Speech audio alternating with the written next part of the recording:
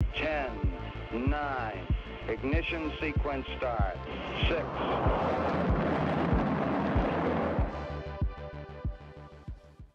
Hello and welcome to Rocket Fuel, your daily update of everything that's happening in the Rocket Pool community. My name is Wack. Today is October 11th and we've got quite a busy episode, so let's get started here.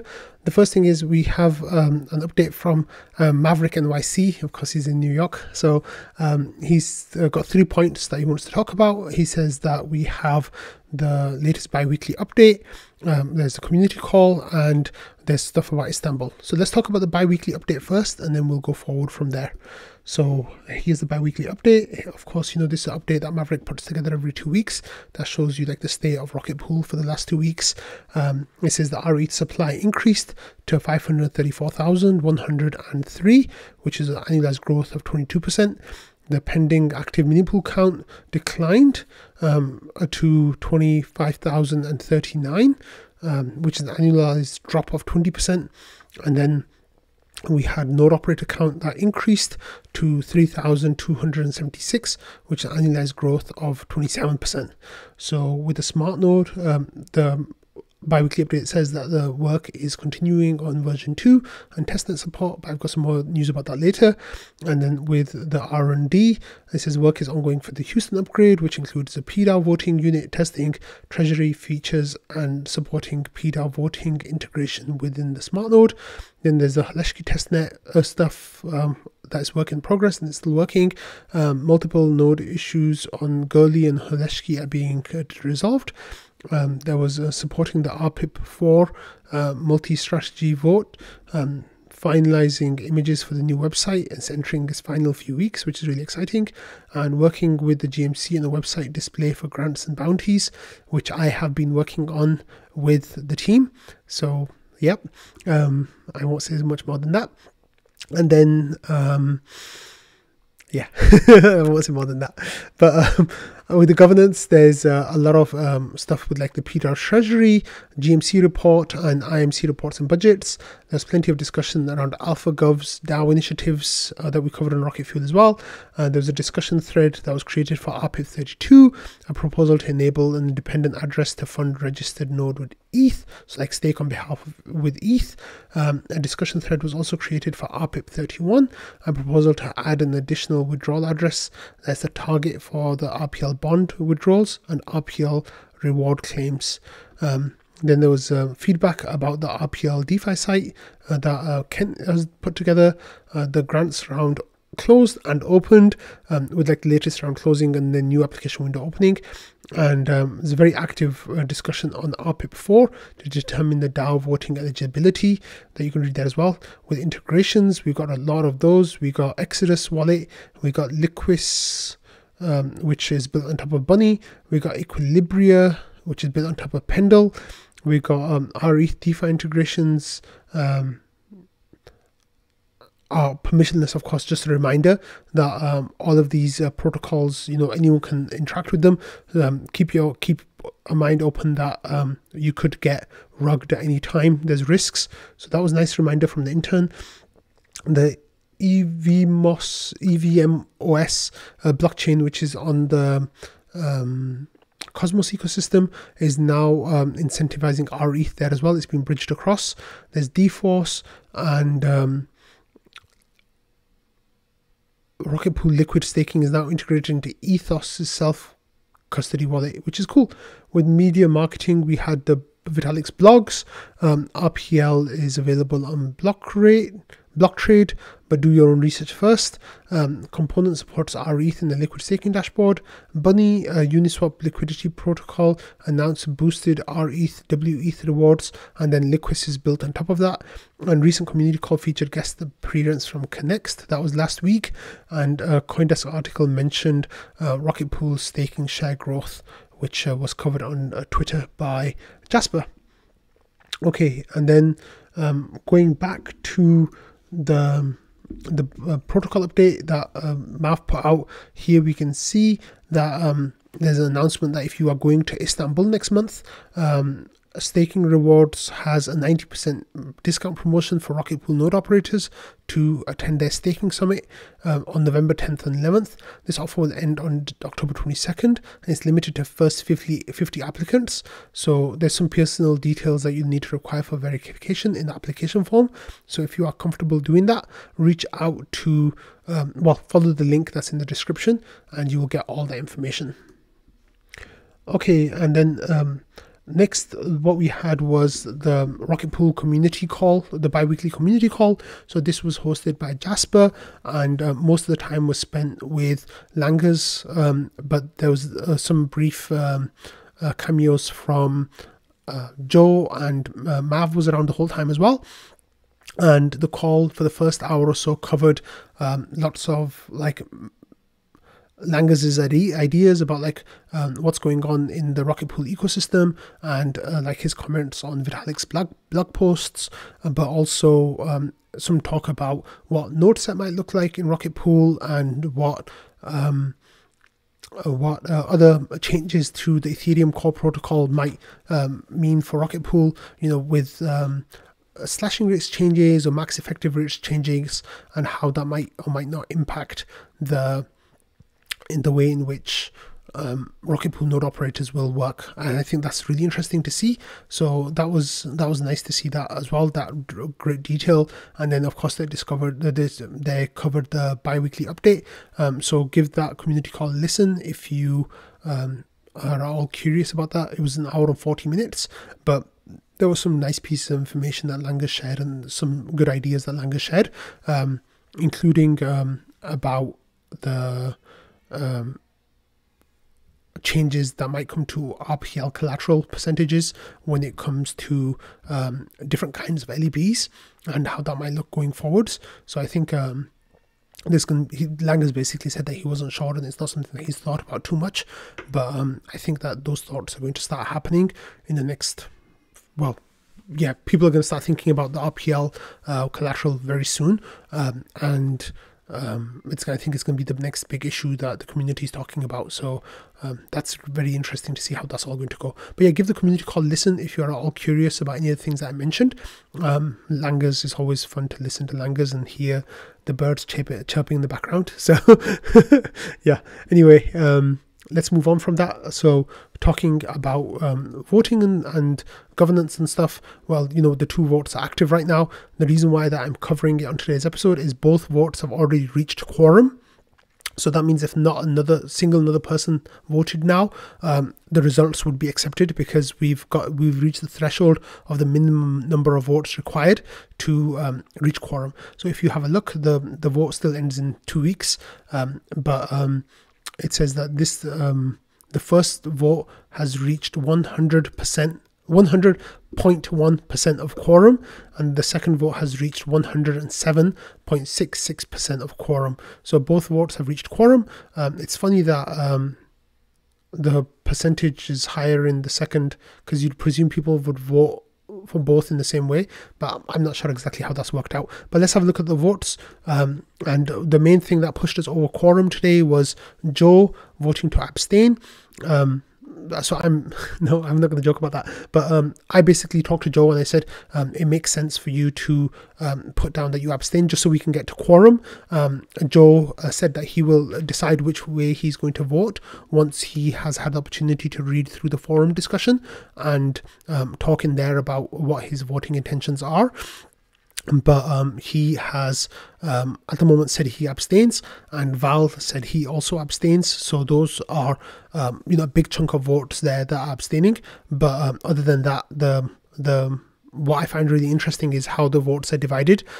So this vote that you're seeing on screen now is the one for all nodes. So this is everyone from 0 to 150% voting power can vote, and it currently stands at more than 10% borrowed ETH is at 44.17%, and all nodes eligible, which is 0 to 150%, is 31.16%. So that is quite close, it looks like, with abstain being in a position where it could, if both Joe and Mav voted the same way, then either of those votes could pass based on this information right here.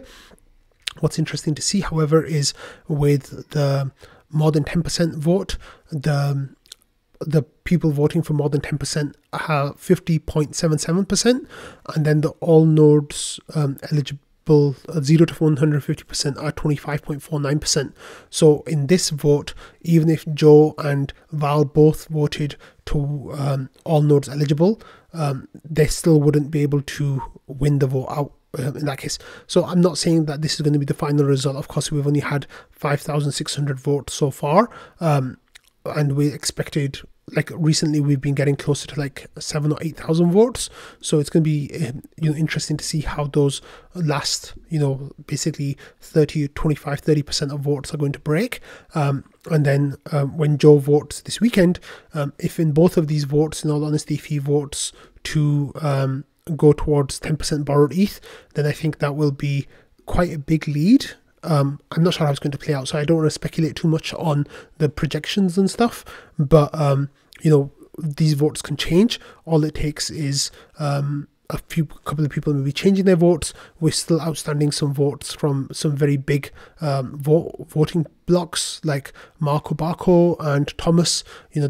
Between them they've got a big chunk of voting power, so it'll be interesting to see how they vote as well. But this is not over yet, so please continue to talk. If you're not decided on which way to vote, ask people questions, talk to people, and if you want to see who's voted which way and you want to talk to them about it, just go to the page. You can see that, like for example, I voted 10%, Ken voted 10%, Ramana voted 0 to 150, Maso voted 10%, Dukey voted 10%, Laserdog voted 0 to 50, Object voted 0 to 50, Go Rocket Pool voted 0 to 50, and so on. So if you want to ask these people specific questions, I'm sure some of them would be happy to answer your questions, and you could do that way.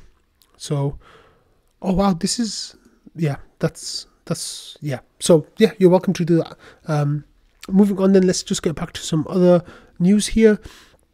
And we have some very interesting news actually about the oDAO and the oDAO composition. So right now the oDAO has 18 or 19 seats, and one of the things that the PDAO signaled to the oDAO was that we wanted the oDAO to get smaller, and we wanted there to be closer to 14 oDAO members. And they'd get paid a certain amount, and the PDAO signaled that this was just a better dynamic, and it was going to incentivize the team to close down some of their oDAO nodes in order to give them like a boost, like some thousands of RPL, as a way of saying, this is like thanks, and this is the payment we're giving you, and if you close down your nodes, we'll be really happy about that. So there was a 3-month, three period kind of deadline incentivization that the PDAO had set, where the longer the team took to wind down those nodes, the less reward they would get. So Petris here made a comment in the governance thread saying the last deadline is tomorrow. So this is a couple of days ago. And then Langer said, we have debated it internally, but we have decided to keep our 4 seats on the oDAO until we fully disband it in the future.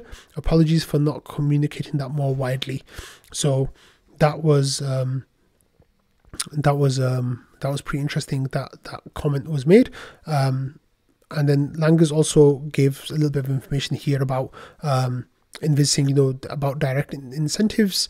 And Invis, of course, you have to understand Invis is a bit of a troll. And then Nosho says, I think there's one more payment to the dev team left, and after that we haven't voted on any future funding. So the dev team currently can come to the PDAO and ask for funding, and there's certain procedure that is going to go through, with the roadmap sharing, etc., and changes going through RPIPs and stuff like that. So Langers also replied to that saying, this is something that I'm working on this week. I will work with the community to have a proposal drafted or incorporate it where it makes sense. Also have drafted a reply to the governance forum post. We just need to do some planning first. And then there's a governance post here about the dev team funding and some of the questions that go into that. This was from Val on July 31st, and as you can see, no one from the team, or Langus did reply. He just said that, oh, okay, interesting. I got something that I didn't expect here. So Langus said we're considering this and we'll post a response shortly. That was on August 2nd. And of course, that didn't come. So actually, now that we have this reply from Langus, let's go back and look at Val's original comments. So he says that he'd like a temperature check on these things. So we'd like to set a 12-month cadence for the team. The team must provide quarterly updates on the roadmap, and this doesn't have to be a big discussion. As for the main cadence, think of them as zoomed out version of the bi-weekly reports. And then, Val says, do you think this plan is okay? What would you like to change? He says, is 12 months the right cadence? Is there interest in going more out of the way and doing 18 months? He says, were the discussions around the roadmap in May sufficient? Do we need to formalize what these look like? Does the one in May count for the initial cycle, which starts in September? And are we paying the right amount? Some team input may be useful here. Would more money translate to a bigger team? Is a bigger team desirable? Would more money translate to any other advantages? So I responded by saying, yeah, I think this is okay. 12 months is good, but could there be a problem with huge fluctuations in the RPL price?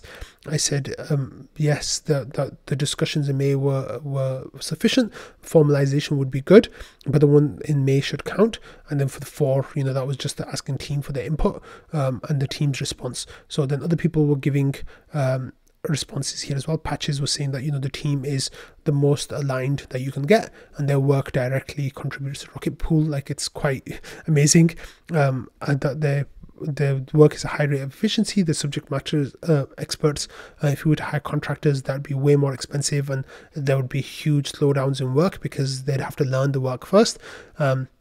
He says running grants and bounties through the full process for every single roadmap item and piecemeal deliverable has a cost of both the GMC and the person claiming the grant bounty. It adds a huge administrative overhead for everyone involved. So maybe that we can figure some things out. And I said I'm happy to give them more money for hiring from the oDAO for sure. So then other people had input as well, but then let's see what Langus says. He says, hey everyone, sorry about the delay. We support a 12-month cadence and fully accept the roadmap code development and quarterly update requirements. In terms of payment, we have spent some time forecasting the next 12 months. We are currently being paid 3.33% of RPL inflation to develop and innovate the protocol. As many have pointed out, we maintain a very tight team. There are reasons why we keep the team lean. Funding is a consideration. We like to be long-term sustainable. Bear markets happen. We avoid the typical tech expansion and inevitable downsizing because it's a waste of talent and money. Acquisition and onboarding costs. It has costs. The small experienced teams tend to outperform larger teams, and I guess per head, he means. And he goes on to say, we want to leave room for the DAO to grow and not have the team do everything. He says, that said, we have committed to grow the team by 3 headcount this year. They want an ecosystem lead. So it says actively manage ecosystem relationships to help drive adoption of Rocket Pool. So I guess that's Grant. A senior software developer, expand our development capacity to deliver more. I think that's the person who's being hired now. I just got to sign the contracts. And a junior software developer. I'm not sure about these. That's just my speculation, by the way. And then he says the team shoulder a number of other operational costs, and these include Chainlink Oracle costs. That's interesting because we weren't sure whether Chainlink were doing it themselves or the team was paying for it. So that's a nice little answer to that question. And then also cloud costs for infrastructure, smart contract audits, bug bounties, etc. Our current funding and RPL market rate, our additional headcount plus puts us running at a significant loss. This we can absorb for now due to cash flow management, but an increase in funding would mean we break even. As the wider market conditions improve, it would allow us to expand further. We are requesting an increase to 5% of inflation, plus our DAO payments that are progressively reducing. We believe this rate is still an extremely good deal for the protocol, but gives us the ability to maintain our capacity and grow as the market improves. Please let me know your thoughts. So I think this is really interesting. So the way that this would work out, like for example, a year from now, that would be, with 100% of RPL inflation, 70% of that would go to node operators, 1.5% of that would go to the oDAO, 5% would go to the team and let them manage it how they want. And then the other 23.5% would go to the PDAO to distribute to the GMC, the IMC, and to the POAP's rainy day fund. So I think that's a very interesting deal, and I'm not going to comment on what I think about Langers' response until I have a little bit more time to think about it. But yeah, I think that's very interesting. So thanks for sharing that, Langers. Okay, the next thing to talk about here is the GMC nomination thread. So I can't believe it's already been a year since the GMC was elected to its position.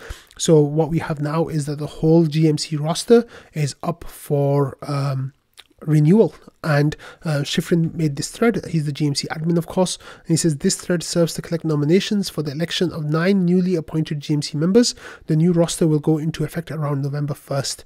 This is what GMC members will do. So they'll have thoughtful evaluation. So they'll evaluate a grant proposal meticulously, ensuring that incoming applications contribute significantly to the growth of Rocket Pool's ecosystem. They'll do collaborative decision making, so they'll work with other committee members to finalize decisions on grant proposals, fostering a collaborative atmosphere for informed choices. I like that language. Expert facilitation, so we'll negotiate with applicants, assisting in the restructuring of project scopes and the establishment of achievable milestones, ensuring projects align with the network's objectives. Quality assurance upon request from the admin, verify that project's objectives have been met and assess if acceptable criteria has been fulfilled.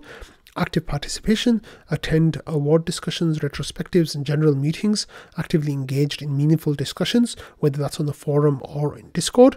And then governance voting, actively participate in voting processes related to internal adjustments, contributing your perspective as the GMC evolves and optimizes itself.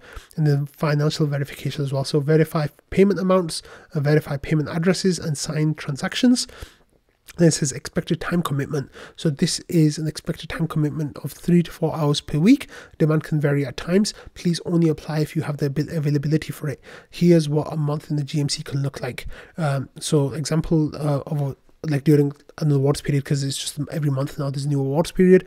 It says the application period would last from October 8th, the one that started last week, all the way through to November 11th. And then the application discussions, one for each committee, would happen on November 12th to November 15th. The negotiation period is between November 16th and November 20th. The scoring deadline internally is on November 21st. The final voting, amendments, discussion and finalization happens between November 22nd and November 25th. And then the awards will be announced to the community on November 26th. So that's what it looks like. So during that time, you would attend 2 1-hour meetings, although both of our meetings tend to overrun quite often.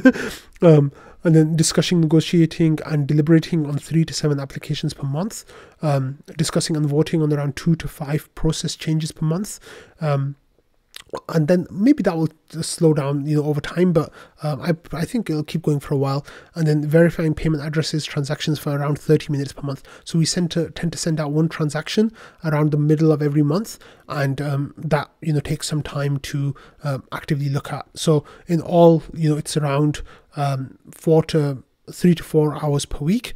I am one of the more active members of the GMC, and that's not to say that other people are not doing their jobs or anything like that, of course not, but on a routine week I spend around 7 hours, give or take an hour, so between 6 and 8 hours a week I spend on GMC work. But that's not, you don't have to be as active as I am. I'm a bit extra. So there's a calendar example as well. And then there's subcommittees saying that there's 3 different subcommittees. There's development subcommittee, research subcommittee, and marketing subcommittee. So when you want to apply, think of it as being a part of one of these subcommittees and what kind of tools can you bring in. So it says, development subcommittee focuses on tools that are built on top of Rocket Pool, such as Rocket Scan, Rescue Node, Rocket Watch, etc. Those are all applications that we've had recently. For research, it's dedicated to research papers, governance writing, etc. So some of the recent ones we've had were Val's work on the oDAO reduction and other things like that, and marketing, creating educational content, video, graphics, etc. So that's the section that Rocket Fuel falls under. Also, we have things like Rocket School that was awarded recently, and the RPL DeFi stuff. So there's a few different things kind of going on there. And then here there's a link to a Google Doc that shows you the different members and their levels of activity. And you have to look a little bit closer to kind of understand the ups and downs of it and stuff. So you don't just take numbers and green boxes at face value. There's other stuff going on as well. And if you have any questions, you're welcome to ask us. And then it says how to nominate. So it's per RPIP 10. It's quite clear. Anyone can nominate anyone, so you can even nominate yourself. Anyone who's currently a GMC member or previously a GMC member can be nominated again. Anyone can remove themselves from consideration simply by saying so, and after 5 days there'll be a "this thread is closed" comment, and the final list will then be generated. And it says if you are nominated and don't remove yourself from consideration, please read the nominee information sharing section of RBIP 10 so you can be ready to provide your statements. It's also recommended to choose a subcommittee that you're interested in. So here Shifrin started by nominating some people. He said he'd like to nominate people from the GMC who have indicated they would like to run again for another term. So that includes Dondo. He says Dondo is dedicated to expanding the GMC's scope beyond reviewing applications, aiming to maximize GMC effectiveness. Joe, a valuable link to the team, diligently reviewing detailed technical applications and contributing to a lot of the process development. Then we have RPL Maxi, who stepped up during busy periods, actively participates in application discussions, negotiations and meetings. And then we had me, I said, a strong contributor and responsive member in the GMC, staying up to date on all things Rocket Pool with his Rocket Fuel experience. And then he says, while I could praise numerous other members not mentioned here, these individuals have confidently expressed their intention to run again, as discussed during our recent meeting. So that's not to say that, you know, these are the only members of the GMC who've, like, it's not a statement about the quality of the work they've done, but just as a desire to run again. And then I replied by saying, thank you for the nomination. I accept. I'm eager to make the GMC even better in the coming year and build on the work we've done, all done, especially you, Shifrin. And then RPL Maxi says, thank you for the nomination, Shifrin. I accept as well. I'm really looking forward to implementing all the exciting changes we've been able to come to consensus in the last months and serve the PDAO for another term. So that was really nice to see there from RPL Maxi as well. So let me just see who liked that. So Long for Wisdom liked it, and RPL Maxi liked it. So thanks, guys. But yeah, I'm really excited to serve the GMC again. I really love working with the GMC. I feel like we've made so many improvements in the last year, from, you know, just founding the GMC and like being the founding members to actually like having a product that serves the community so well. I'm really proud of what we've achieved in the last year, and I'm really happy to kind of like build on that, which is really great. Yeah, it's pretty cool. Okay, let's go back to Discord now and see what we have here. Next we have Joe with an update saying the final round of testing is already underway, and if no issues crop up, then version 1.1.11 will be released today. And then he's got patch notes here as well, so we can have a quick look at patch notes. It says this is a recommended update for all node operators due to client upgrades and new features. And then to upgrade, like, follow the instructions on the link. So the Oracle DAO must update to this. There's a new network that you can choose, which is Haleshki, which is the new test network. There's client updates to Bisu, Geth, Nethermind, Lighthouse, Lodestar, Nimbus, Prism, Teku, Grafana, and Prometheus. So everything has been updated. There's some smart node changes as well that I mentioned in there. The big thing is the added support for Haleshki, so you can now use that as your testnet. And then there's some more information there as well. There's a couple of bug fixes with the rolling records that we're going to talk about next, and removed the network flag from the Rocket Pool service install command because it's deprecated. So that's nice, Joe. Thank you for that update. And I guess there'll be a POAP for updating within the first 24 hours as well, as has become tradition for this.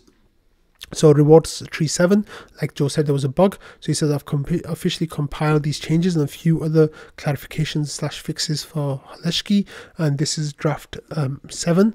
So it says this document serves a formal specification for the way that the rewards intervals and the values are calculated as part of the Redstone reward system. And then version 7 and changes, the following updates have been made. So there's like lists of file that you can read, and then this is what's going on there as well. So Joe says, as a note, I've added some supplementary clarifications, minor changes that will not affect mainnet, but were necessary for the upcoming Haleshki testnet deployment network, which are covered in the summary spec below. So you can read that if you're interested in running the smart node stack on the Haleshki. But anyway, Joe, thank you for that, and hopefully, we can all be working on that going forwards. I think he said that it'll be applicable from rewards interval 15, I think. Okay, so one of the interesting things, next we're going to be talking about this post from Hodja. So Hodja did this really cool thing a few months ago where he kind of made a heat map of starting a new validator with Rocket Pool, and at the time gas was higher. It was in like the 40 to 50 GUI range, and we had a whole long queue on the Rocket Pool side, but also on the Beacon Chain side, and it was quite bottlenecked in terms of validating. And Hodja made this heat map that showed that, if the weight is above a certain amount and if the gas is above a certain amount, it would take you this many days to break even on your conversion. And the best case scenario at that time was something like 10 days or 15 days, and the worst case scenario I think was like 200 or 300 days. But that was like really unlikely situation or scenario. So anyway, I asked the Hodja, like, can you make something similar to show the cost of waiting for a premium? Because there's this idea, right, that like people are not reducing their mini pool 16s because they're waiting for a premium to develop on the secondary market for our ETH, and with that premium they'll be able to arb that premium where they start their mini pools, and by arbing that premium they can pocket themselves some ETH, which people are waiting for, I think, right? So Hodja here said, I'm going to do some back of the envelope math to see whether or not it makes sense for you to wait for a premium. So he says definitions are break even days, how long it takes to break even after you convert one LEB mini pool 16 to 2 LEB 8s in terms of commission covering gas costs, and premium days with that extra incremental daily commission, the equivalent in terms of days of operation. So he says that there's some charts here. The top left is 16 ETH at 20% commission converting to 2 LEB 8s at 14%, and then the top right is mini pool 16 at 15% commission converting to 2 LEB 8s, and the bottom is a conversion between premium to ETH on 32 ETH credit and premium days. So example on how to read it. So if you have a 16 ETH mini pool at 20% and network gas is 9 GUI, a total queuing time is 1 day, which is on a Rocket Pool and the Beacon Chain, then you have 42 days before breaking even, and that's just to cover your gas costs. So he says if you have 16 mini pools at 15%, and network is 16 GUI, total queuing time is 5 days, then you have 66 days before breaking even. And if the premium is 0.5%, then you gain 270 premium days, i.e. days of operation in the 16 ETH mini pool at 15% to 2 LEB 8 scenario. So this is really interesting because what he's trying to say is, he says example problem, say your days to break even is 108 days, e.g. gas is 19 GUI, Q is 18 days on the 15-day chart. What premium will help you break even right now, right? So it's like, basically if the number is more than this, then you should wait, and if the number is less than this, then it's better for you to just convert now. So he says 108 premium days on the y-axis correspond to a premium of 0.2%. Therefore, a premium of 0.2% will make it instantly good for you to convert mini pool 16 to 2 LEB 8s in terms of gas costs. And then he says, for example, gamble. Say, for example, if you expect the premium to surge to 0.5%, i.e. 270 premium days, then you will execute on top of it if the opportunity arises. Say that at that time the network conditions are for a 16 ETH are 19 GUI and an 18-day queue. Your days to break even is 108 days, and so the net of this time is 270 minus 108, which is 162 days. Then if your target premium arises and assume network conditions occur within 162 days and you execute on that, then you win, or else you lose. So if it occurs earlier than 162 days, then you win more. If it takes longer than 162 days, you lose more. So he says network conditions could be worse when there is a higher premium available. So this chart then kind of breaks that down about how long it takes to do it, and you can see that the numbers range from 5 days all the way to 150 days, and then from 4 days all the way through to 122 days. And then there's information about the premium days and how that looks as well, and how many days that you earn. So if you think that at some point in the next 800 days that the LSD premium on the secondary market for our ETH will go to 1.5%, then you've got 800 days to wait for that to happen before, and then you'll be profitable. However, if it takes longer than 800 days for that to happen, then it would have been better for you to just convert now and gotten the added yield. So I think this is going to be a really nice tool for people to have a look at and try to figure out what they think will happen in the next, 100 days or 200 days, and maybe like a year or 2 years as well even. So thank you so much for Hodja for putting this together. I think this is a really, really great tool that it's kind of like put it together quickly, so there might be some nuances that he's missed, but he says, so after having a look at some pretty hand-wavy math, it seems not so black and white for people who are waiting for a premium, because premium days is so sensitive to premium percent. You may or may not come out on top, and depends on what premium may arise. So then there's some assumptions of gas conversion assumption and basic 16 ETH and LEB8 parameters and boxes. Assume solo validity yield including MEV is 5%, use a common base to multiply, and ignores any RPL related yield, i.e. missing checkpoints, etc. So and then he shows a little chart of the premium over time. So around December of 2022 and into January of 23, premium was hovering around 2%, and then in February, between February and March of 2023, it kind of peaked at 1.6%, but since then it's been pretty much down only, and staying at around 0% to 0.2%, except for a period around August this year where we spiked to around 1%. But having a look at this graph, it shows that the chances of getting those wild premiums again seem unlikely. But you have to think, is it going to happen within the next 800 days or not? That's the key thing for you to think about. And of course, with gas being so low now, that means that it's cheaper to convert now. So you start earning rewards quicker. However, there's no guarantee that in 200 days, in the peak of a bull market, potentially, that gas will be down to like 6 gwei or 7 gwei that we get now. So if you're a whale and if you're listening to this, my personal advice is for you to just switch all your LEBs, your mini pool 16s to LEB8s. However, that's not financial advice. I don't know what kind of advice that was. Some kind of advice. But I think it just makes sense to try to not time it. You just do it, but that's just me. Okay, next we've got this little thing here. There's a SSV network Twitter space that is taking place tomorrow at 8 a.m. Eastern time. I'm Eastern time now, not Central time anymore. Taking place at 8 a.m. tomorrow Eastern time, where SSV network are going to be talking about their upgrades and stuff, and it's featuring Rocket Pool, and it has langers in the description of the event, and there's a little handshake emoji. So it seems like SSV network are going to be talking about how SSV are integrating with Rocket Pool, and that kind of hints to what Joe was working on last week. So I'm really curious to see how those two things come together, and give that a listen tomorrow morning, and I'll let you know. Well, maybe I'll let you know if I'm able to listen at that time. I'll let you know what was said, but hopefully someone will give us a recap or a summary as well at that time. Okay, next, MateStyle put together this really amazing blog post, which is about voting on DIVA protocol updates with your tokens being locked on your node and not putting your node keys on a hardware wallet or anything like that.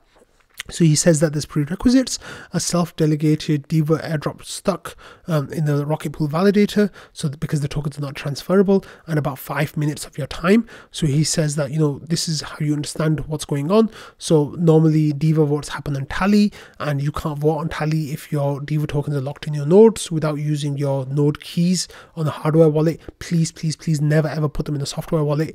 And then it says think about whether you're going to vote for or against, and then and navigate to this website here, the Ethereum Playground, which is playground.ethers.org. And then what that will do is let you generate something called call data. It's kind of like a transaction code for a transaction, and then you enter the information that you want into that, and you can kind of like edit the code to make it say what you want in terms of like a vote.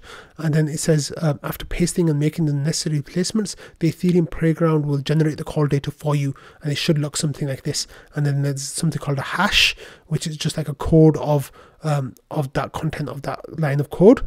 And then he says you can send that through your node by putting in this transaction into your smart node, saying Rocket Pool node send message, and then there's an address, and then you put the generated call data. So it says with address, with the DIVA governor, the contract address, it's this one over here, but you might need to like make sure that's the correct one going forward.